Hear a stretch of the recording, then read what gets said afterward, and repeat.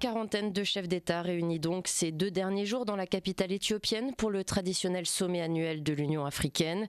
Au cœur des débats, la sécurité sur le continent, en particulier le conflit libyen. Concrètement, l'organisation panafricaine veut proposer une mission d'observateur conjointe avec l'ONU pour surveiller le respect du cessez-le-feu dans le évidemment, où les 2 camps rivaux parviendraient à s'entendre sur une trêve.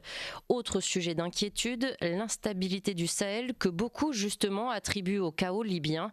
Or aujourd'hui, il ne faut pas ou plus lier les 2 crises, comme nous l'explique le politologue Jalal Archaoui. Les problèmes du Sahel ne sont pas imputables à la Libye. Il l'était en 2012, il l'était en 2013, on pouvait encore en parler en 2017-2018, mais pas aujourd'hui en 2020. Le mort, la destruction, le risque de recrudescence djihadiste, tout cela est vraiment situé sur la côte méditerranéenne, dans la zone la plus peuplée de la Libye, c'est-à-dire là où 40% de la population est concentrée dans 10% du territoire, et je parle de la zone de Tripoli. La situation au niveau du Fezzan, c'est-à-dire le sud de la Libye, la frontière avec le Niger et le Tchad, est inquiétante.